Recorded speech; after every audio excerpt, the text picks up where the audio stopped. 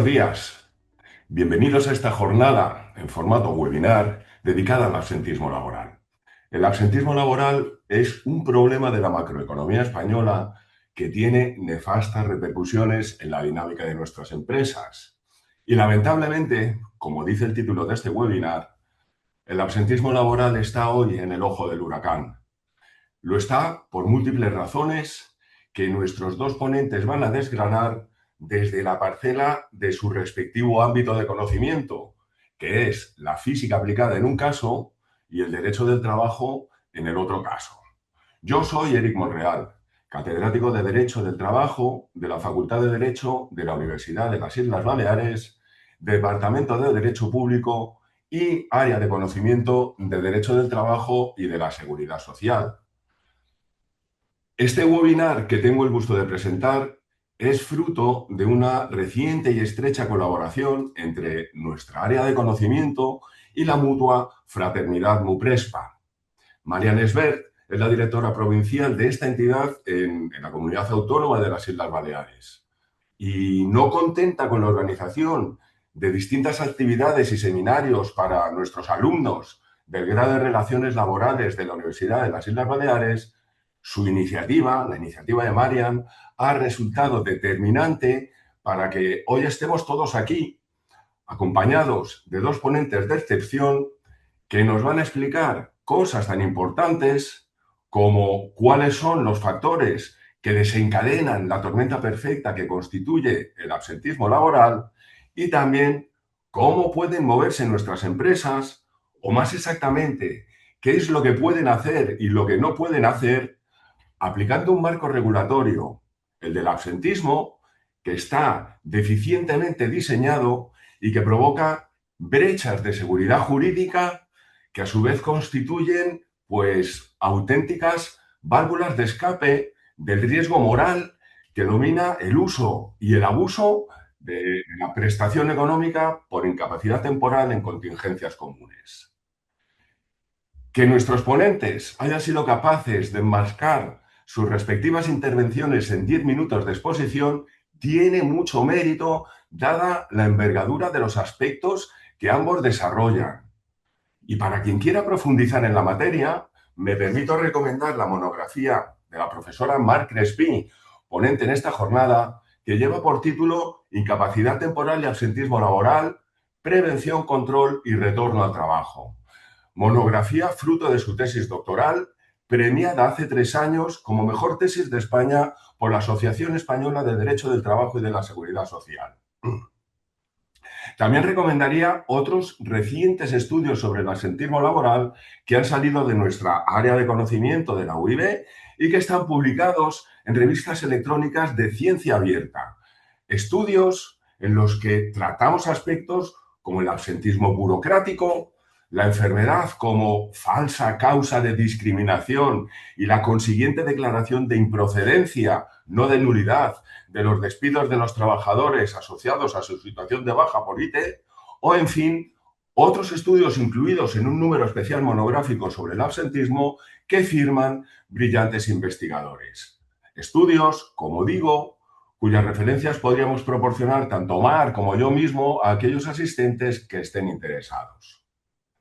Y decía que contamos con dos ponentes de excepción, Esteban Mate y Marc Crespi.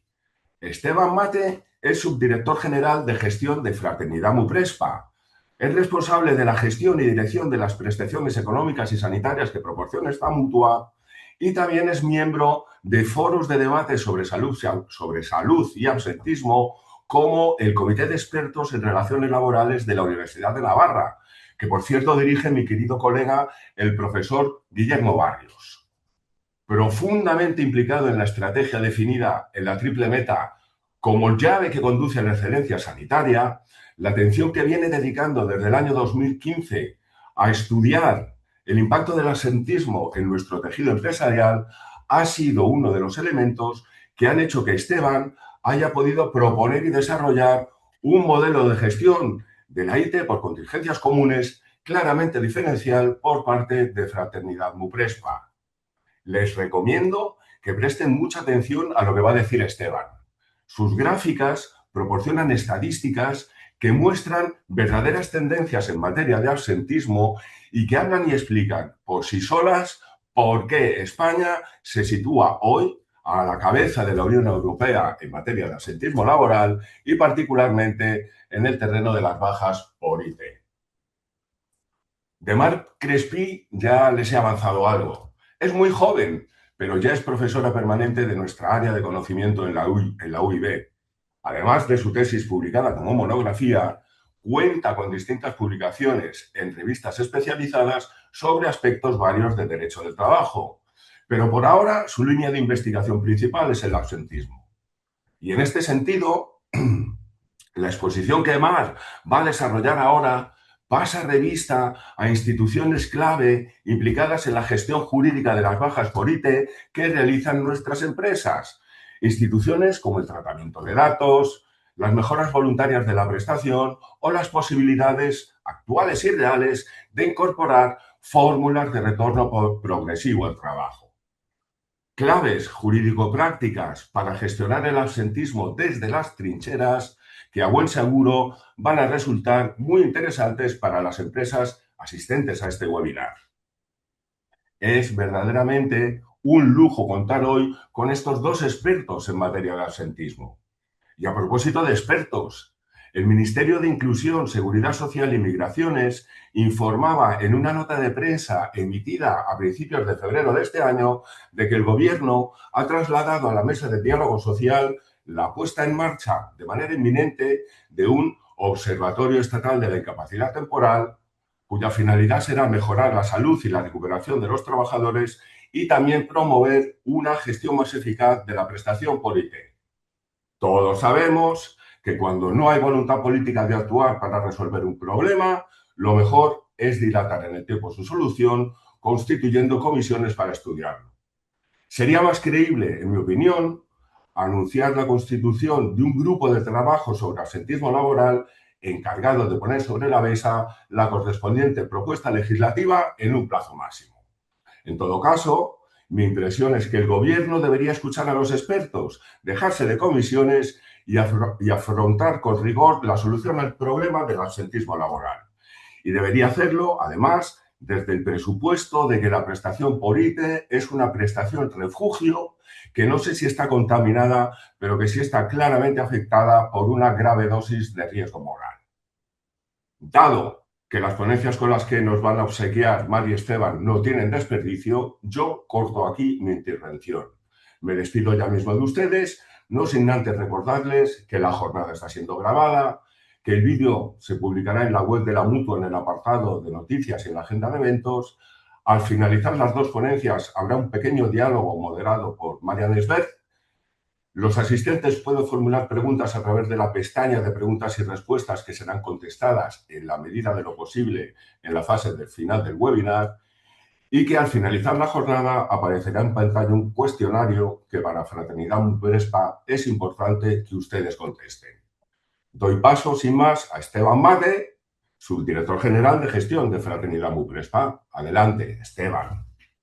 Muchas gracias, Eric, y muchas gracias a todos los asistentes y a Marian como organizadora de este evento. Me gustaría arrancar contextualizando y aterrizando esto que nos ha planteado Eric. Eric nos ha interpelado sobre el riesgo moral y a mí me gustaría reflejar o mostrar información que manejamos habitualmente en Fraternidad Muprespa cuando analizamos el absentismo. Y hablo de absentismo. Entonces, antes de definir qué es el absentismo, me gustaría dar unas cifras y explicar a qué voy a llamar hoy absentismo. Las primeras cifras son publicadas por la Seguridad Social.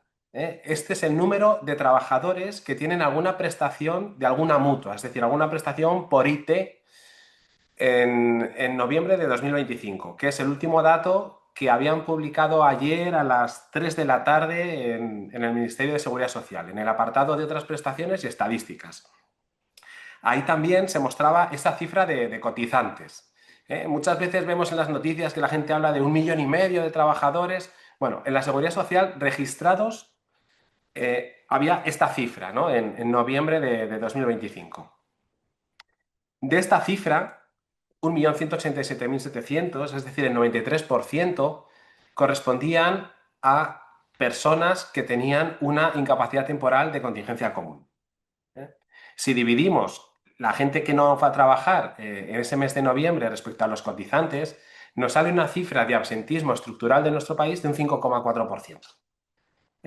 Y hoy, dada que esa cifra de absentismo está en un 93%, o esa cifra de ausencias está afectada en un 93% por las bajas por ITCC, yo voy a asimilar el absentismo a la ITCC, a las bajas por contingencias comunes, que es la información de la que tengo datos de cierta calidad, ¿no? O de mucha calidad, datos que manejamos en Fraternidad Muprespa. Miren, por cada 100 trabajadores que hoy no están trabajando, aproximadamente 45 no lo hacen por una patología osteomuscular, 20 por una patología mental, 7 por una neoplasia. Una neoplasia es un cáncer o un tumor.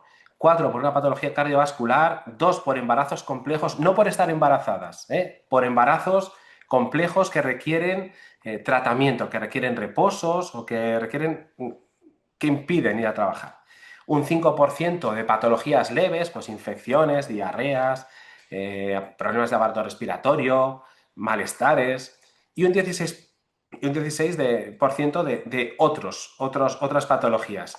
Pero fíjense, entre las tres primeras patologías, que son quizá las más llamativas, o las que estamos más acostumbrados a gestionar, pues vemos que prácticamente 2 de cada 3 bajas proceden de ellas.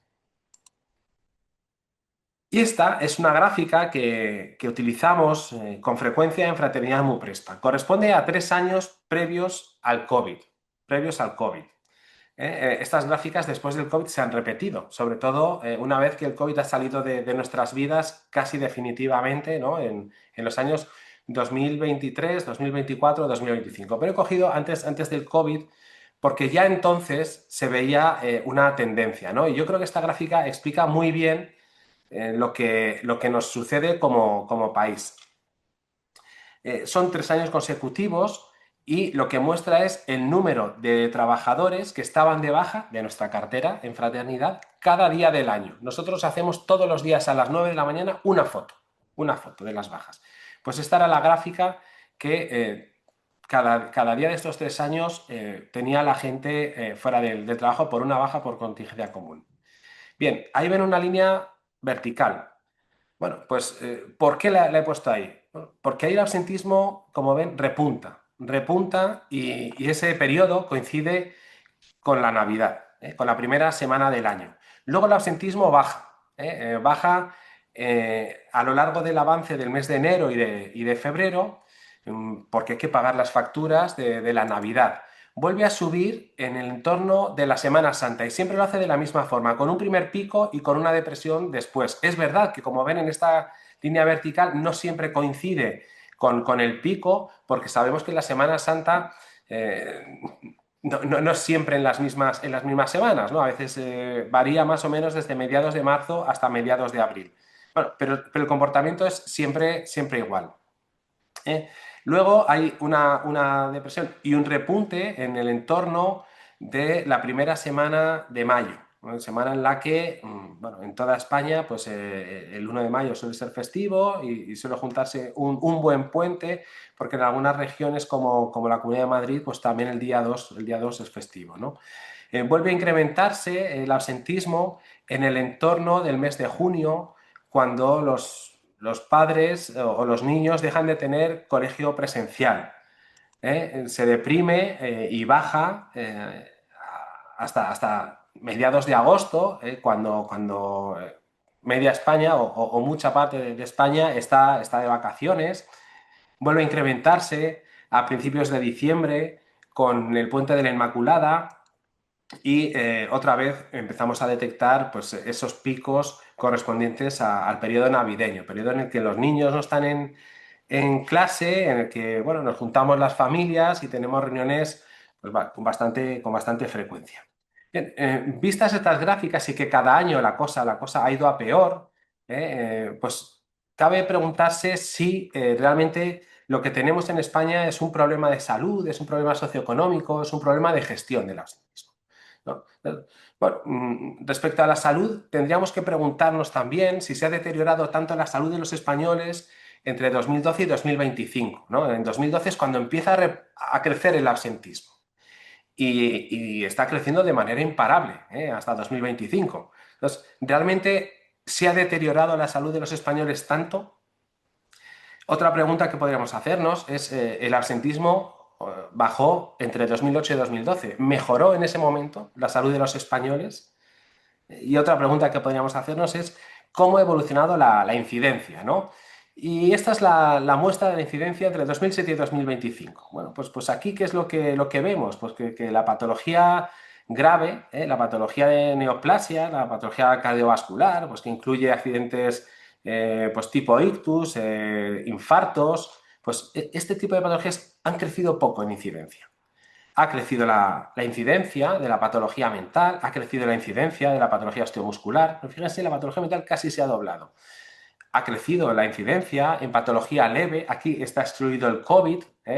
Pues ha crecido esa patología de problemas respiratorios e infecciones. Y ha crecido ha crecido la incidencia en el resto de patologías. ¿Mm? ¿Explica esto el incremento del absentismo? Pues seguramente no. Seguramente no. Lo que sí que explica, o sea, no, más bien, ¿explica esto un problema de salud? Yo diría que no. Explica el fenómeno del absentismo, pero no explica el problema de la salud.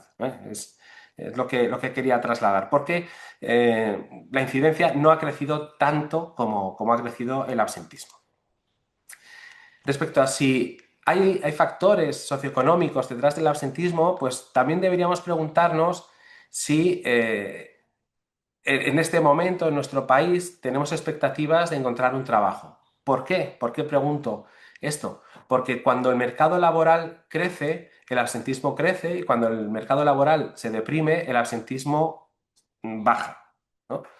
Es una de las preguntas que deberíamos respondernos. La otra es si tenemos otras necesidades sociales a las que no estamos dando respuesta con nuestro programa de país, nuestro programa de país del bienestar.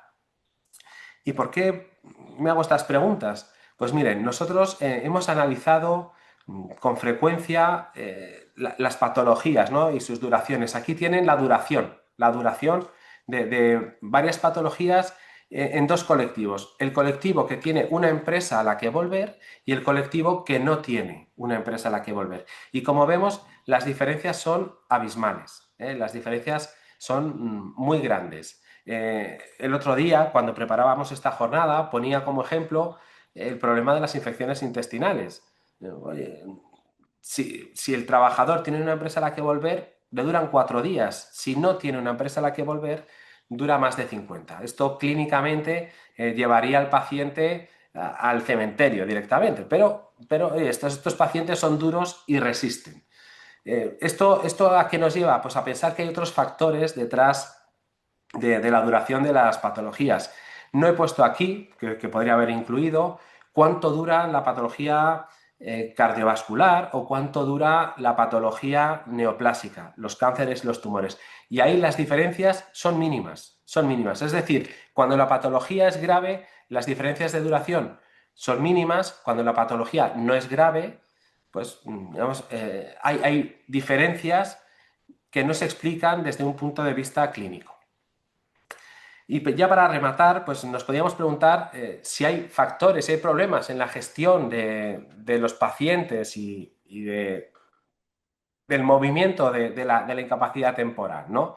Y ahí podríamos ahondar preguntándonos qué sucede con los crónicos. ¿Están preparados nuestros sistemas de salud para afrontar este fenómeno de gente mayor con varias patologías? ¿Qué sucede con nuestros servicios nacionales de salud o con nuestros servicios públicos de salud? ¿Están bien dimensionados? ¿Están respondiendo a las patologías que tienen los españoles? ¿O qué sucede con el INS, un actor determinante para que los procesos no duren más de lo que deben durar? Bueno, pues aquí quería traer esta gráfica que es de Osakidecha. Es un estudio que hicieron en su día de la mano de Rafa Bengoa, pero que se ha reproducido en otros lugares en el tiempo, ¿no? Y esto lo que muestra es cuántas enfermedades y en qué porcentaje tiene un ciudadano, cuántas enfermedades crónicas concurrentes, ¿no? Pues fíjense, ya a partir de los 50 años, pues los que estamos por ahí, el 30% tiene alguna patología crónica, alguna, pero normalmente tiene hasta tres, ¿no? Eh, Bien, ¿por qué muestro esta gráfica? Bueno, pues porque el mercado español ha ido envejeciendo. Y es verdad que hemos pasado de una media en 2015 más o menos de unos 40 años de población activa a una media de 43, 44 años en 2025. Es decir, hemos pasado de aquí a aquí. Pero esto por sí solo no explica el fenómeno del absentismo, ¿eh? Es cierto que esto provoca que las listas de espera aumenten, que los servicios públicos de salud tengan a pacientes a los que van viendo una y otra vez y quizá no están trabajando en los sistemas públicos de salud o están trabajando a una velocidad inferior a la que necesitamos en esa gestión del paciente crónico, ¿no? Pues usted tiene una enfermedad, le voy a enseñar a detectar los síntomas, le voy a dar algún aparato para que lo detecte y en lugar de ir al hospital vamos a tratarlo de una forma distinta, ¿no? Es lo que se viene haciendo en los países más avanzados en la gestión de crónicos. Bueno, la realidad es que nuestro Sistema Nacional de Salud no está dando respuesta a todo esto y que los pacientes que están en lista de espera o quirúrgica o de consultas de especialidad ha ido creciendo. Antes del COVID teníamos 3,5 millones de pacientes esperando y hoy tenemos casi 5 millones.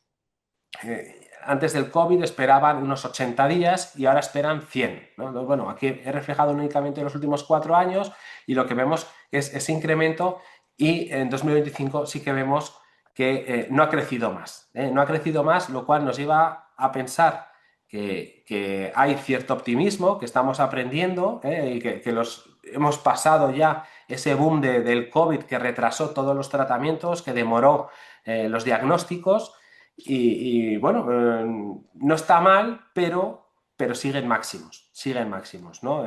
No estamos en los 80 días y en los 3,5 millones de españoles esperando por una cirugía o una consulta de especialidad. También vemos que el INS, y ya termino, que el INS tiene un 20% de procesos que superan el día 365, ¿no? Claro, una demora en los tratamientos, una demora en los diagnósticos, pues lleva a que muchos casos que no tienen que superar la barrera del año lo superen. Y es lógico que en ese grupo de patologías encontremos neoplasias y patología cardiovascular, pero no es lógico que haya patologías leves que hayan llegado al año de duración. Tampoco es lógico que muchas de estas patologías mentales o osteomusculares en esta proporción estén ahí. Claro, esa gestión del INS supone 1,1 puntos de absentismo. Ese 5,4% que yo les mostraba al principio sería un 4,3 si el INS resolviera en el día 365 y no resolviera más tarde. Esto es lo que yo quería contar para contextualizar lo que nos ha dado el guante que nos ha arrojado Eric y que me parecía interesante para que luego el debate y que la exposición de Marc Crespi pues también complementara esta visión más desde la perspectiva de salud a su especialidad, que es la perspectiva jurídica. Entonces, Marc, si no te importa, continúa. Muchas gracias. Primero de todo, muchas gracias a Fraternidad por la invitación, a Eric por la presentación y a Esteban por su ponencia, que me ha parecido súper interesante y que, como veréis, coincidimos en algunos puntos. En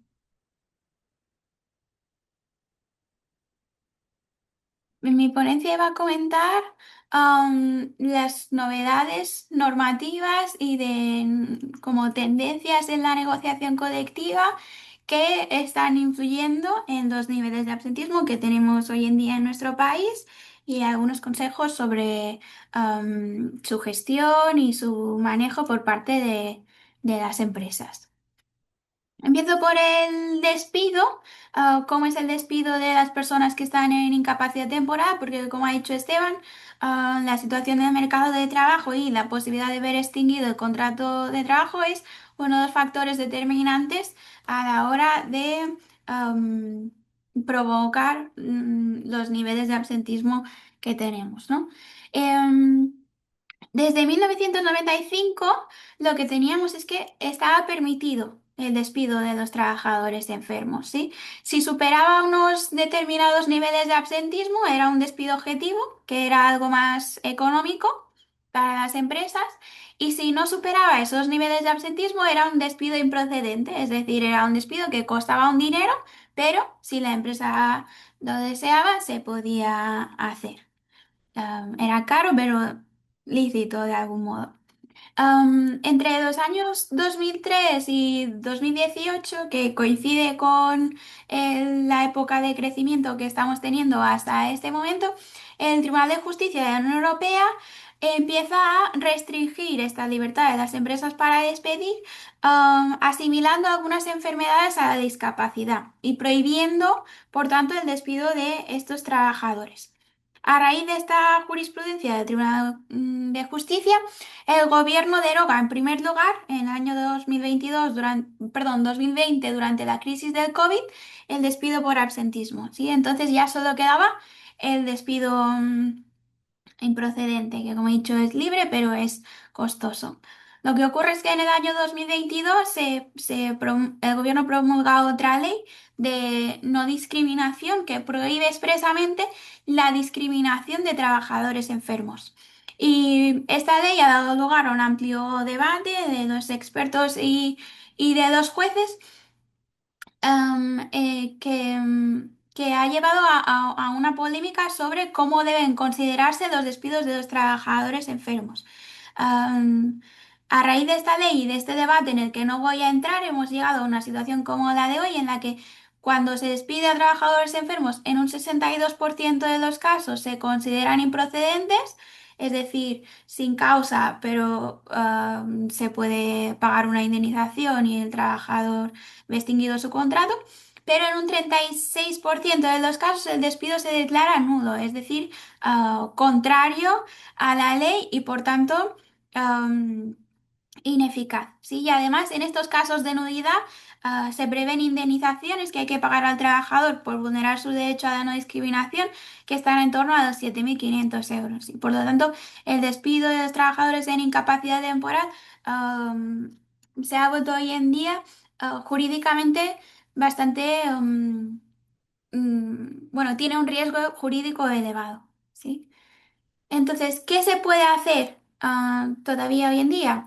Pues se puede hacer un despido disciplinario si se sabe que la baja es fraudulenta y los jueces son bastante permisivos en este sentido con la revisión de Internet y de las redes sociales de los trabajadores y también con la contratación de detectives privados.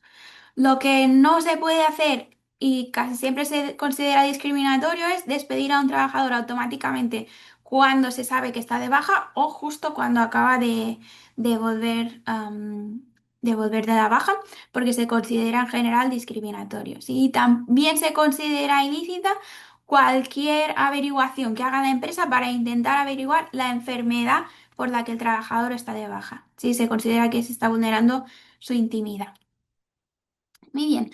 También hemos tenido, aparte de novedades legislativas en el ámbito del despido, novedades normativas en el ámbito de la gestión empresarial del absentismo. ¿Sí? ¿Qué margen tienen las empresas para reaccionar frente a una baja de un trabajador y cómo se puede gestionar internamente? ¿Sí? Las novedades más relevantes empiezan en 2018 con la Ley de Protección de Datos, que como he dicho, refuerza la protección de los datos de salud de todos los trabajadores y además introduce el derecho a la desconexión digital que últimamente está causando mucha polémica sobre cómo se aplica a los trabajadores que están de baja. En el año 2021 se introduce una bonificación de las bajas de los trabajadores de más de 62 años, porque como decía Esteban, los trabajadores de más edad son los que presentan más bajas, por lo tanto, por este lado se intenta que las empresas no tengan costes tan elevados por tener a trabajadores de mayor edad contratados que tienen más bajas. En el año 2022 se introduce la gestión electrónica de partes de IT, que en general ha sido positiva porque facilita la gestión por parte de los médicos, elimina las falsificaciones de partes, elimina las controversias sobre si el trabajador ha entregado el parte de la empresa en tiempo, si se ha retrasado 1 o 2 días, qué ocurre, qué no ocurre. Entonces, aunque al principio hubo un periodo de adaptación, am, ha sido generalmente positiva, ¿sí? Y el año pasado se introduce en esta gestión electrónica de dos partes la posibilidad de que las empresas envíen a LINS información sobre el puesto de trabajo y descripción de las funciones de los trabajadores que están de baja. Esto es especialmente importante porque hay que tener en cuenta que cuando los médicos del Servicio Público de Salud o los inspectores médicos del INS, cuando dan una baja o cuando la revisan, no tienen más información sobre el trabajo que hace el trabajador que el que les da el mismo trabajador, ¿no? Y entonces, para evaluar si este trabajador está incapacitado para trabajar, es importantísimo tener el máximo nivel de detalle sobre qué es lo que hace, porque ah, una baja no se da por estar enfermo, sino por no poder trabajar. Entonces, para que los médicos puedan hacer una evaluación correcta sobre si el trabajador puede o no trabajar con esta enfermedad, es bueno que las empresas den el máximo de información posible. Por ejemplo, si existe la posibilidad de teletrabajar, que se incluya. Si existe la posibilidad de hacer un cambio de horario, que se incluya. Si existe la posibilidad de aliviar de algún modo la carga física de las tareas, también, porque todo esto son datos que sirven a los médicos para saber si esa enfermedad concreta que tiene el trabajador realmente le incapacita o no. Y este era todavía uno de los últimos puntos ciegos que teníamos, para evaluar correctamente la capacidad o no capacidad laboral. Am, bueno, ¿cuáles las consecuencias de toda esta evolución normativa para las empresas? Que aunque el INS envíe directamente el parte de baja a la empresa puede exigir igualmente el aviso del trabajador de baja. Es decir, aunque mañana el INS me avise de que este trabajador está de baja, desde hoy a las 8 de la mañana el trabajador me tiene que haber avisado de que no va a venir a trabajar porque yo tengo que poder reaccionar para sustituirlo, ¿sí? Después se puede establecer un protocolo de comunicación con el trabajador durante su baja y se pueden establecer también medidas de retorno al trabajo para facilitar su reingreso una vez que se le da el alta, ¿sí? Lo que no se puede hacer, y está clarísimo, y hay condenas muy duras de los tribunales, es intentar forzar la reincorporación forzosa del trabajador o darle órdenes e instrucciones laborales durante la incapacidad temporal, que esto sí que vulneraría directamente el derecho a la desconexión digital. ¿Vale? Y por último, al margen de estas mejoras normativas, quería analizar también un poco la política salarial que ha seguido la negociación colectiva en estos años de crecimiento desbocado del absentismo, ¿sí? ¿Cómo han reaccionado las patronales y los sindicatos o las empresas a nivel particular a este aumento del absentismo? He puesto aquí en un primer gráfico cómo han evolucionado desde 2012, que como ha dicho Esteban, cuando empieza a subir el absentismo, los complementos de productividad, los complementos por absentismo y por resultados de la empresa. Y si veis, se mantienen bastante estables en los últimos 12 años. No ha habido realmente una reacción que se haya plasmado en la negociación colectiva de sube el absentismo, vamos a intentar arreglarlo con pluses que premien la asistencia y la puntualidad al trabajo, o ni siquiera pluses que intenten premiar la productividad de esos trabajadores que faltan menos, ¿no? Entonces, es verdad que a veces se insiste sobre el legislador que tendría que adoptar medidas y tal, pero a nivel de los agentes sociales, sería interesante también que las patronales y que los sindicatos hicieran también su propia reflexión sobre qué pueden hacer ellos, porque vemos que a nivel de política salarial no se refleja esta voluntad de reacción contra el absentismo, ¿sí?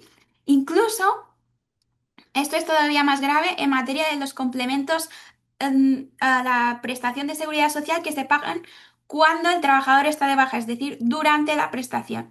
Aquí en este gráfico tenemos el porcentaje de convenios colectivos por el que se obliga a las empresas a pagar durante la baja más de lo que debería cobrar, entre comillas, am, conforme al mínimo legal de la seguridad social, ¿no? ¿Cuál es el porcentaje de convenios que mejoran económicamente la situación económica del trabajador cuando está de baja? Pues vemos que desde 2015 se produce una subida muy significativa tanto en la protección de las bajas por contingencias comunes como por contingencias profesionales y con un pico importante en 2022 porque después del COVID se produce una preocupación adicional por las medidas de protección de la salud, pero igualmente después incluso ha seguido subiendo, ¿no? Entonces, esta reflexión sobre, vale, se podrían adoptar medidas legales, pero las patronales y los sindicatos, de nuevo, podrían acordar entre ellos políticas salariales más razonables, para desincentivar en el fondo el absentismo, ¿no? ¿Qué se podría hacer en este sentido? Pues pactar, por ejemplo, que estas mejoras, estas mejoras a la prestación económica por incapacidad temporal, si se quieren pactar, condicionarlas, por ejemplo, al nivel de absentismo de la empresa, ¿no? Pues cuando la empresa llega a un punto que es insostenible, que el absentismo está por encima de X%, se deja de pagar la mejora. Y así, pues se alivia económicamente el gasto de la empresa en personal y se desincentiva, de algún modo, las ausencias de los trabajadores, ¿sí? Um, y después, lo que no se puede hacer son complementos salariales que retribuyan únicamente la asistencia o no asistencia al trabajo, porque el Tribunal Supremo acaba de decir este último año que son discriminatorios por razón de salud. Y sin más, quedo a disposición de Marian para las preguntas lo que ella quiera comentar y las preguntas que tengáis. Muchas gracias. Muchas gracias a todos. De verdad que ha sido muy interesante escucharos y por supuesto surgen varias preguntas que podemos intentar aclarar, am, para toda nuestra audiencia, ¿no? Hablábamos en un principio del área de salud y me venía a la cabeza muchas empresas te trasladan el problema de que en ocasiones una parte significativa de las bajas se producen en los mismos trabajadores. Bien por enfermedades largas, serían esos crónicos de los que nos hablaba Esteban un momento antes, hace un ratito, o bien bueno, diferentes personas que acumulan diferentes bajas. Me gustaría conocer ambos puntos de vista en relación a cómo se podrían prevenir las recaídas o las repeticiones de bajas en los mismos trabajadores. Bueno, pues aquí hay dos colectivos bueno, quizás tres colectivos de trabajadores, ¿no? Un colectivo que son los campeones nacionales, que es gente que tiene patología grave y que una y otra vez, cada vez que pueden, se reincorporan. Entonces, a esos, ese es un caso de un trabajador comprometido con el propósito de la entidad y con los compañeros. Ese hay que felicitarle. ¿Eh? Y luego habría otro colectivo que tienen patología crónica. La patología crónica es una patología mm, bueno, cuando se va descompensando algún factor y esa descompensación tiene más frecuencia, se va descompensando mm, más rápido, pues ahí hay una crisis, ¿no? Bueno, pues esos pacientes, ya hay países en los que se está trabajando y aquí en el área de Andalucía se está trabajando con la escuela de pacientes, ¿no? Y ahí, ¿qué es interesante para la empresa? Pues que facilitar que sus trabajadores asistan a esa escuela de pacientes, incluso promocionarlas, ¿eh? ¿Por qué? Pues porque enseñan al trabajador a manejar esos síntomas y evitar las crisis. Bueno, eso podría estar también bien. Y luego hay un tercer tipo de trabajadores que se ponen malos o que tienen mucha patología leve recurrente frecuentemente, pues esto sucede en trabajos con turnos, con turnicidad, en trabajos en fines de semana, en trabajos en festivos. Bueno, pues aquí las empresas también pueden hacer algo. Por supuesto, hay que evitar el fraude, y ante la gente a la que se evidencie que hay un fraude, pues mejor no contar con ellas en las organizaciones. Pero a los que son frecuentadores, pues a lo mejor lo que sucede es que damos las planillas de turnos muy tarde. Pues a esos habría que anticiparlas, habría que flexibilizar que un trabajador pueda cambiar con otro el turno, que también hay veces que en las empresas dificultamos esa flexibilidad, porque si el trabajador tiene un evento un fin de semana familiar y ha decidido ir, no se lo va a saltar, aunque el jefe le diga que tiene que trabajar. Pues ya buscará el camino para llegar a la boda o al evento que sea. Entonces, sobre esos trabajadores yo promovería esa turnicidad o quizá un correturnos, que permita ciertas liberaciones o que siga produciendo la empresa a pesar de estas situaciones, ¿no? Mar. Bueno, sí. Desde el punto de vista legal, pues también se pueden hacer varias cosas, sobre todo con trabajadores que han estado bastante tiempo de baja para evitar pues que tengan una recaída, ¿no? Porque al final nuestro sistema legal no prevé ningún tipo de situación intermedia entre baja total y trabajo total. Entonces, hay veces que cuando se ha estado de baja durante 5 meses, 6 meses, no es tan fácil volver al trabajo sin más. Y esta falta de un periodo transitorio, a veces, si la adaptación no se hace bien, acaba muchas veces revirtiendo en recaídas que se hubieran podido evitar, ¿no? Entonces, desde un punto de vista legal, es muy aconsejable hacer siempre que se pueda reconocimientos médicos por parte del servicio de prevención a todos los trabajadores que hayan estado de baja durante un periodo largo de tiempo. Que son reconocimientos que se hacen muy poco en nuestro país y mucho más en otros países, y sería recomendable aumentar el número de reconocimientos que se hacen. Y después, evidentemente, aplicar las adaptaciones que se recomienden desde el servicio de prevención, que sean transitorias y necesarias para regresar al trabajo en condiciones de seguridad y salud que no acaben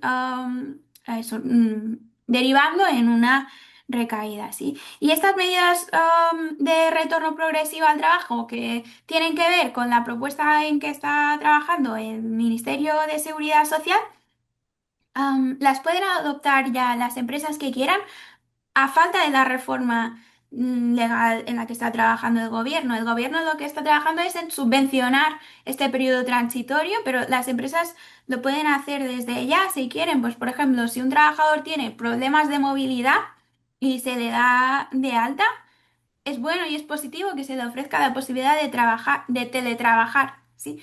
Y este acuerdo de teletrabajo individual es aparte de las políticas habituales de teletrabajo que tenga la empresa. Se puede hacer un acuerdo específico y puntual, que no es discriminatorio para el resto de trabajadores, pero por motivos de salud. Y lo mismo con una reducción de jornada por motivos de salud. Puede ser individualizada y transitoria, con condiciones distintas al resto de los trabajadores, para que un trabajador, por ejemplo, con cáncer, que decía Esteban, que suelen tener secuelas de fatiga crónica y que no pueden trabajar tantas horas seguidas como el resto de trabajadores, pues puedan volver al trabajo al menos unas horas al día. Y esto lo que hace también es reforzar, como decía Esteban, el compromiso con la empresa. A la empresa le interesa que yo esté aquí, da un valor a mi trabajo, entonces yo también le doy valor y vengo a trabajar en la medida que pueda, ¿no? Vemos entonces que sí que se pueden hacer cositas, ¿no? Que hay diferentes opciones. Continuando contigo, Mar, si los incentivos económicos influyen en el absentismo, ¿puedes explicarnos un poquito más qué puede hacer una empresa para desincentivar el absentismo si el convenio colectivo de su sector le obliga a pagar una mejora voluntaria a los trabajadores que están de baja? Mm. Bueno, pues si el convenio sectorial lo obliga, eso es indudable que hay que cumplirlo, pero es interesante hacer, ¿no? Que los trabajadores tengan motivos adicionales para ir al trabajo más allá de su obligación contractual o legal de ir a trabajar, por ejemplo, con complementos salariales vinculados al absentismo, ¿sí? He dicho que este tipo de complementos los ha prohibido el Tribunal Supremo si son discriminatorios, es decir, los típicos bonus de si no faltas ningún día al trabajo, pues 50 euros más al mes, ¿no? Estos, el Tribunal Supremo ha dicho que son discriminatorios porque penalizan automáticamente a los trabajadores que se ponen enfermos. Pero se puede hacer de otro modo. Por ejemplo, se pueden fijar bonus colectivos por equipo o de trabajo o por empresa que digan todos los trabajadores de este departamento, si a final de mes no han superado en conjunto el nivel X de absentismo, se llevan todos este bonus. ¿Sí? Esto no es discriminatorio a nivel individual porque no perjudica al trabajador que está enfermo, pero al final crea esta motivación adicional de ir a trabajar y este incentivo económico de me sale más a cuenta trabajar que no estar de baja, ¿no? Y después también se ha demostrado que los complementos por productividad, aunque no se tenga en cuenta como indicio específico de absentismo, también lo mejoran. ¿Por qué? Porque si fijamos unos objetivos y el cumplimiento de estos objetivos tiene un premio económico, lo que se está haciendo también es creando una motivación adicional para ir a trabajar, aunque no se penalice económicamente la baja. ¿Sí? Por último, los complementos vinculados a los resultados de la empresa, que en nuestro país están muy limitados a los altos cargos y a los directivos, también se ha visto que si se amplían lo máximo posible a, a otros tipos de trabajadores, pues también refuerzan ese compromiso con la empresa y también se ha visto que reducen el absentismo, así que también es una manera indirecta de desincentivarlo. Muchas gracias. Esteban, en ocasiones sobrevuela la idea, algunos sectores de, bueno, que pueda existir la posibilidad en algún momento de que las mutuas den altas en contingencias comunes, pero realmente nunca llega a cuajar, ¿no? Aparenta ser una línea roja. ¿Realmente existe sensibilidad en el gobierno hacia esta opción no sé, te invito a hacer una pequeña reflexión al respecto de este tema? Vale, pues nada, la voy a hacer. Antes he visto alguna pregunta así rápida. Si hay bajas fraudulentas y la empresa lo sabe, pues la empresa, yo diría, ponerse en contacto con vuestro interlocutor de la mutua, ¿eh? Y decir, oye, a mí este trabajador me parece que podría estar trabajando, ¿eh? Porque a veces la patología puede explicar esa situación o no. Y nosotros también tenemos mecanismos que os pueden ayudar, ¿eh? Respecto a que podamos dar bajas y altas en contingencias comunes, yo esto lo veo bastante difícil. ¿Por qué? Pues porque nosotros dependemos de la Ley General de la Seguridad Social. Entonces, en el actual contexto político va a ser difícil reformar la General de Seguridad Social, pero es que además habría que mover también la Ley General de Sanidad. Habría que convencer a 17 comunidades autónomas, a los sindicatos. Entonces, sé que el sector lo pide y creo que sería bueno para el país que pudiéramos intervenir más en la finalización del proceso, pero lo veo difícil. ¿Por dónde van los tiros? Bueno, pues el Ministerio sí que está circulando alguna modificación en la cual vamos a poder actuar después del día 365. Vamos a poder hacer propuestas de alta. Y también los servicios públicos de salud van a poder dar altas después del día 365, lo cual podría ayudar a reducir ese punto, 1,1 puntos que os he mostrado en una de las gráficas. Bien, eso estaría bastante bien.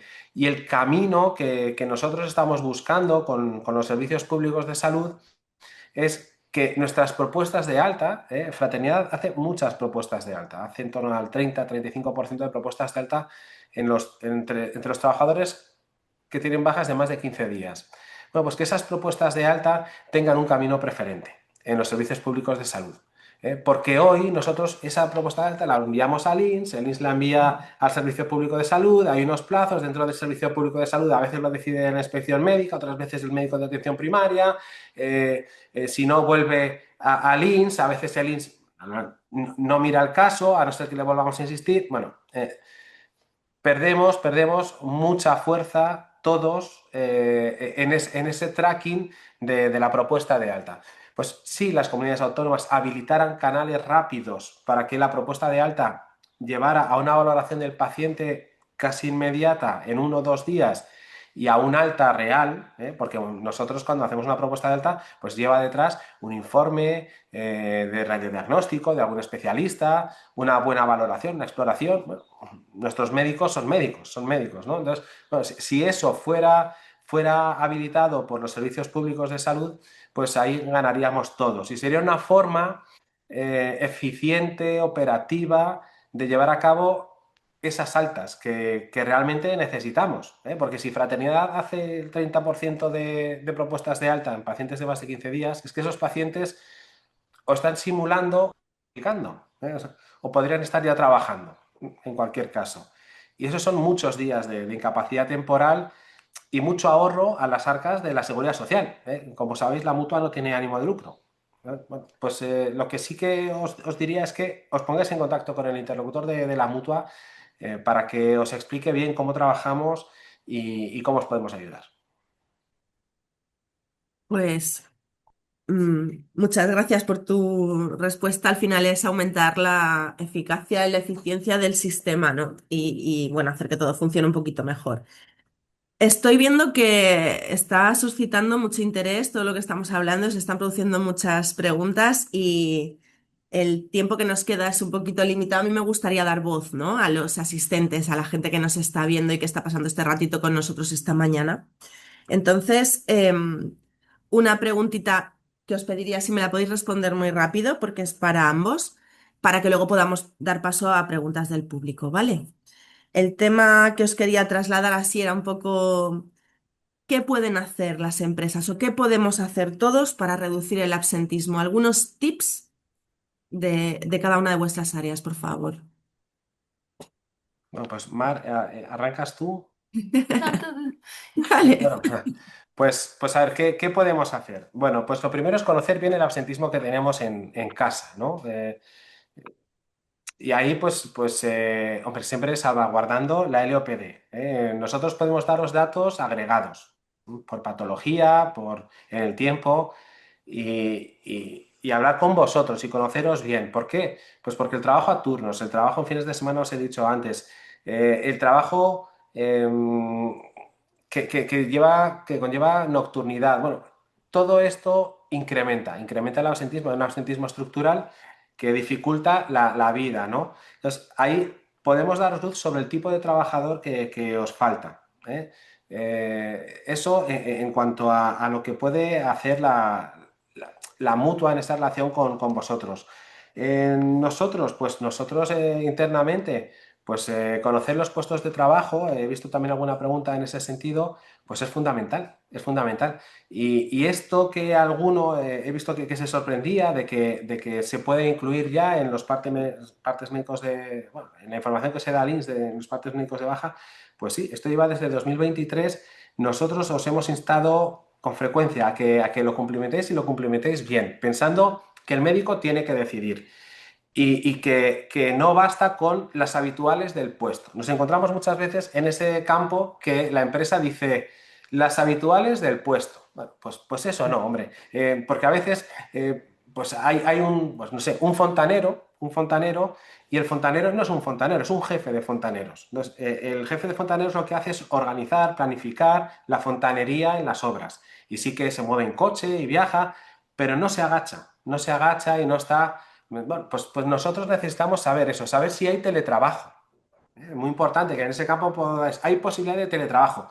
Hombre, pues un médico de urgencias pues no va a poder tener teletrabajo, pero a lo mejor hay otro tipo de figuras que sí. Y eso es importante que lo sepa la mutua y lo sepa el Servicio Público de Salud, para que el médico, oye, un esguince y tal, oye, si hay posibilidad de teletrabajo, no te voy a dar la baja. O te la voy a dar 3 días. Luego ya vas a estar en casa un mes. Y vas a aportar a la organización, no vas a estar de baja consumiendo, tus compañeros no van a tener que quedarse con todo tu trabajo, sino que lo van a repartir. Bueno, pues eso también nos parece fundamental. Las empresas También para detectar patologías graves, pues podéis hacer screening. Y ahí vuelvo a recurrir a la mutua, ¿no? Nosotros podemos analizar la salud de vuestros trabajadores y deciros, oye, si queréis gastaros algo de screening, o sea, algo de dinero en mejorar la salud de vuestros trabajadores, pues haciendo screening a este grupo de trabajadores de esta edad y de esta región o de tal, pues le podéis hacer este tipo de prueba. ¿eh? ¿Por qué? Porque vais a detectar precozmente si hay una enfermedad y esa detección precoz, aparte de que el trabajador os va a estar infinitamente agradecido, pues va a suponer un ahorro en la IT muy grande, porque es distinto detectar un cáncer en un estadio 1 que en un estadio 3. Bueno, pues a esto me refiero, ¿no? Entonces, sí, sí que hay iniciativas, pero tenemos que conocerlos bien. Y para eso hay que tener relación con los interlocutores de la mutua. Gracias, Mar. Mar. Sí, pues como decía antes, dentro del ámbito de poder de la empresa, respetando lo que digan los convenios colectivos, intentar establecer incentivos económicos que estén bien hechos también, bien diseñados, que como veía alguna pregunta, entonces no son discriminatorios, he dicho, son discriminatorios si perjudican directamente al trabajador que está de baja, pero se puede hacer de otras maneras, ¿no? Premios colectivos si bajamos de cierto absentismo, bonos por productividad, complementos por resultado. Todo eso se ha demostrado en los estudios que las empresas que lo tienen funciona. Y los trabajadores se ausentan menos. Después, ¿qué ocurre? Decían sobre cómo llega la baja o qué se puede hacer sobre cuándo llega la baja. Si el trabajador no avisa de que va a estar de baja, hay que consultar evidentemente el convenio colectivo que sea de aplicación, pero sí se podría sancionar porque es una infracción de la buena fe contractual. Su conducta está perjudicando directamente las posibilidades que tiene la empresa para reorganizar su actividad y que pueda responder de forma razonable a la baja, ¿no? Después veía también sobre el fraude que se puede hacer, pues he mencionado un poco las medidas de control que se pueden establecer, pero como decía, los jueces son muy permisivos con toda la información que está en Internet y que está en redes sociales. Un poco más caro contratar detectives, a veces también contactar con la mutua que tienen facultades para hacer reconocimientos médicos a los trabajadores que están de baja. Y si la mutua no puede o está saturada, pues también se pueden ordenar reconocimientos por parte de médicos de la sanidad privada que valoren al trabajador y que elija la empresa. ¿Vale?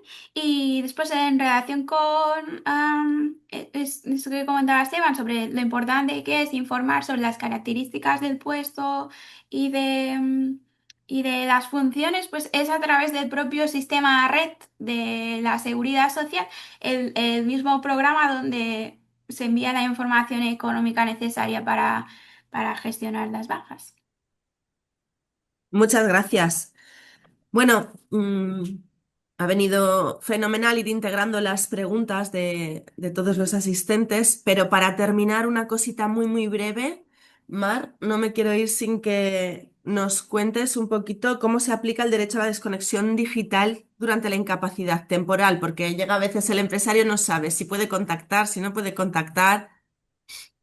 Algo muy Pues breve, por fin.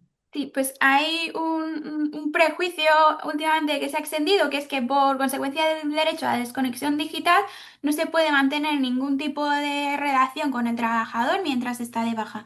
Y bueno, eso es falso. Se puede mantener una relación razonable con el trabajador y es bueno que se mantenga. Los estudios de los psicólogos que lo han estudiado dicen que si el trabajador mantiene una buena relación con la empresa y con los compañeros durante la baja, es más probable que vuelva más pronto y que se recupere antes. Entonces, no está prohibida la comunicación con el trabajador, es aconsejable, pero tiene que hacerse bien hecha. Por eso, es aconsejable que la empresa tenga en un protocolo, pues, cómo se va a hacer este contacto, quién lo va a hacer, qué se puede preguntar, qué no. Se puede preguntar cómo estás, cuándo crees que te podrás reincorporar, pero no se puede preguntar por qué estás enfermo, por qué no te pides el alta. Entonces hay que respetar estos límites de la intimidad, pero como digo, es bueno mantener cierta relación y esto también refuerza el compromiso que decíamos del trabajador con la empresa, saber que a la empresa le importas, que eres importante y que te están esperando para cuando vuelvas. Pues muchas gracias. Llegamos al final de este webinar. Simplemente quiero daros las gracias. Ha sido un lujo para mí colaborar con vosotros en este webinar. Gracias, Eric. Gracias, Mar. Gracias a la UIB, a vuestro departamento. Y gracias a Esteban, porque, bueno, me ha parecido súper interesante y la verdad que os habéis tirado de cabeza a, a este proyecto. Gracias a los compañeros de comunicación también, pero sobre todo también gracias a los asistentes, porque sin vosotros esto ni sería posible ni tendría sentido. Os recuerdo que os ha comentado Eric que ahora, en cuanto acabe el webinar, os saldrá una encuesta y es importante que la cumplimentéis. Esperamos veros pronto a todos en próximos eventos. Que tengáis un buen día.